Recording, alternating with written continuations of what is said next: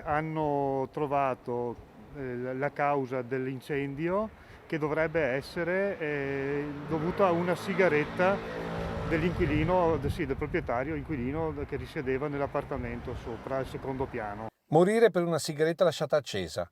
Con tutta probabilità è stato questo il tragico destino di Lino Rossetto, 65 anni, che viveva in questo condominio di via Mameli a Jesolo Lido, quasi all'entrata di Piazza Drago.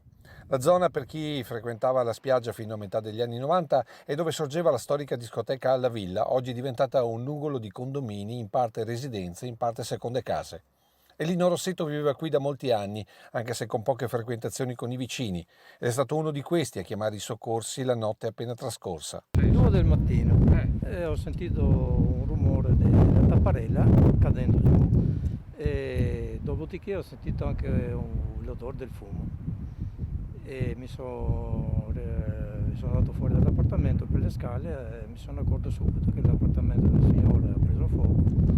Senta, ma viveva da solo questa persona? Sì, Una persona molto riservata poi, tra l'altro. sì, molto riservato. I vigili del fuoco sono entrati forzando questa finestra mentre le altre stavano scoppiando, divorate dal fuoco.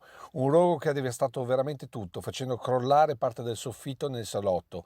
Inutile ogni tentativo di rianimazione per l'uomo, probabilmente morto per soffocamento prima che per le ustioni. Tutti i residenti sono stati fatti evacuare in gran fretta nel cuore della notte e sono rimasti all'esterno fino alla mattinata di oggi, quando sono terminate le operazioni dei soccorritori.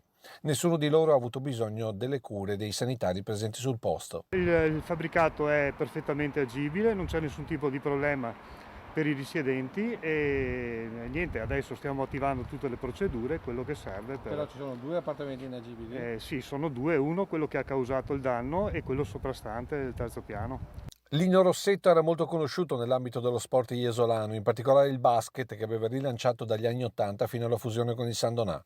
Poi dopo 30 anni Rossetto si era lentamente defilato, concentrandosi nell'attività di ristorazione per alcuni alberghi della zona che condivideva con il fratello.